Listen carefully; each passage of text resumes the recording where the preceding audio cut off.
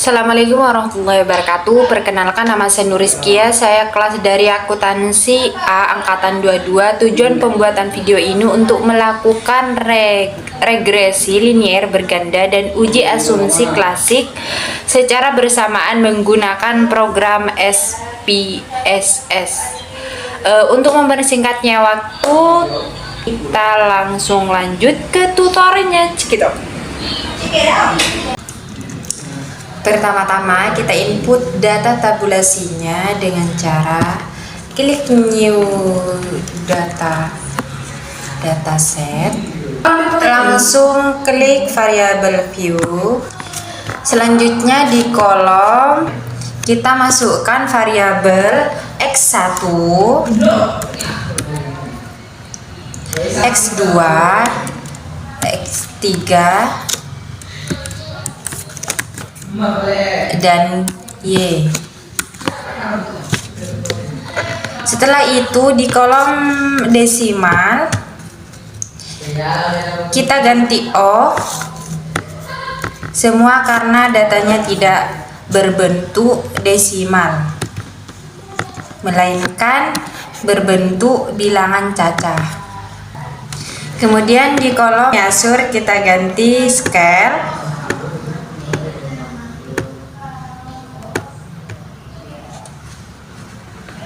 Setelah data diinput ke program SPSS, langkah selanjutnya melakukan analisis regresi linier berganda dan uji asumsi klasik. Caranya kita klik analisis, kemudian di regression kita pilih linier. Oke. Muncul dialog, kita masukkan kinerja pegawai yaitu Y sebagai variabel dependen dan variabel lainnya.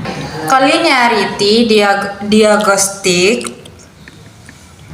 dan Durbin Watson. Klik continuous. Klik plots, centang pada bagian histogram dan normal probability plot. Bagian spreadsheet pindah ke Y dan bagian spread pindah ke bagian X. Lalu klik continue, selanjutnya klik OK. Baik. Dasar pengambilan keputusan uji normal. Menurut Imam Ghazali, model regresi dikatakan berdistribusi normal jika data plotik titik-titik yang menggambarkan data sesungguhnya mengikuti garis diagonal.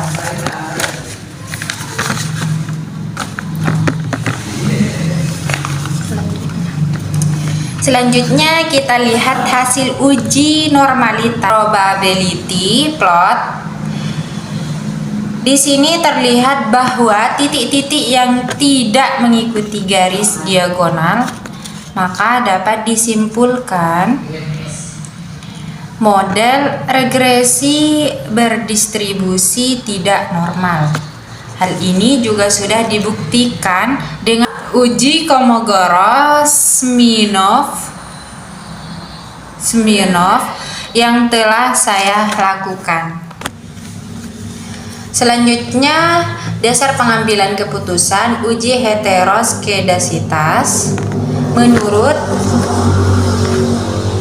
Menurut Imam Ghazali, tidak terjadi heteroskedasitas jika tidak ada pola yang jelas bergelombang, melebar, kemudian menyempit pada gambar scatter plot, serta titik-titik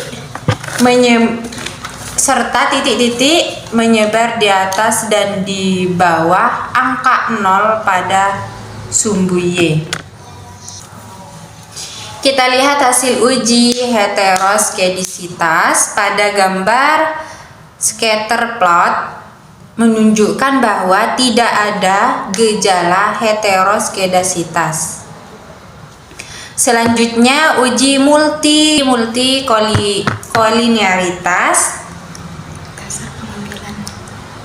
Dasar pengambilan keputusan menurut Imam Ghazali, tidak terjadi gejala multikolinearitas jika nilai tolerans lebih besar 0,100 dan nilai F lebih kecil 10,00.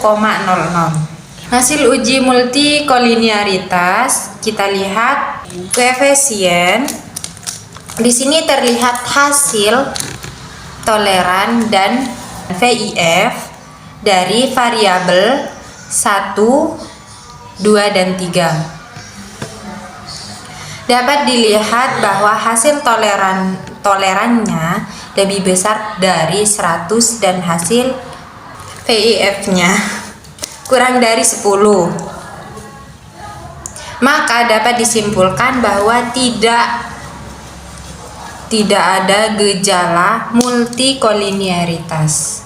Selanjutnya, dasar pengambilan keputusan uji autokorelasi Durbin-Watson.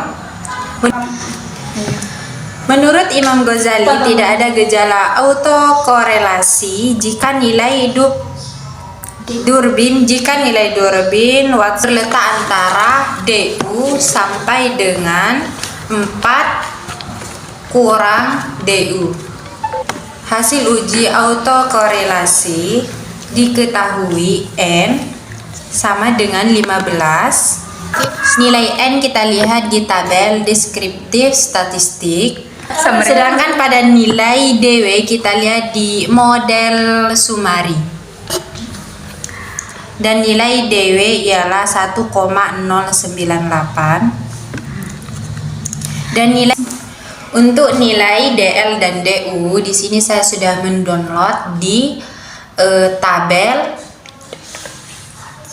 Durbin-Watson yang didapatkan DL sama dengan 0,8140 dan DU sama dengan 1,751.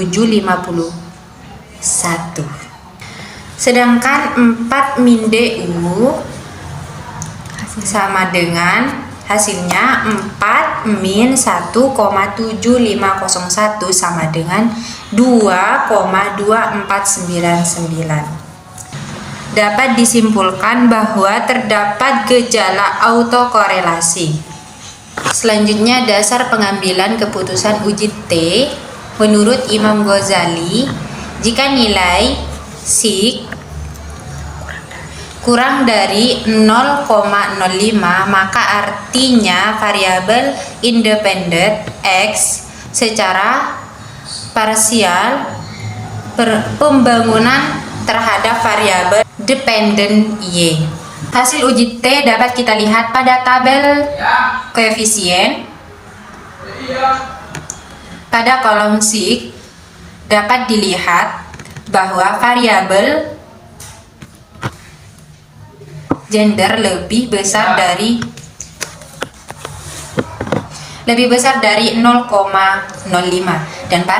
dan pada variabel pendidikan X3 kurang dari 0,05. Maka dapat disimpulkan bahwa gender dan masa kerja tidak berpengaruh terhadap kinerja pegawai Y.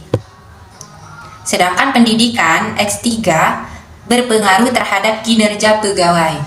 Selanjutnya, dasar pengambilan keputusan uji F menurut Imam Ghazali, jika nilai SIK kurang dari 0,05 maka artinya variabel independen X secara simultan berpengaruh terhadap variabel dependen Y. Hasil uji F kita lihat pada tabel ANUVA.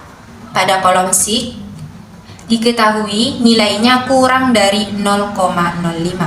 Maka dapat disimpulkan bahwa variabel independen dalam kurung X1, X2, dan X3 secara simultan berpengaruh terhadap dependen Y.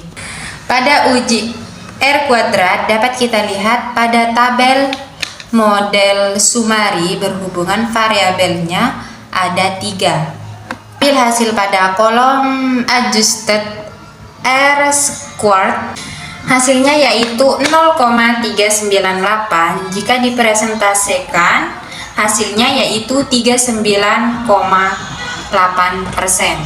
Maka dapat disimpulkan ketiga variabel independen secara bersamaan berpengaruh terhadap variabel dependen sebesar 39,8%.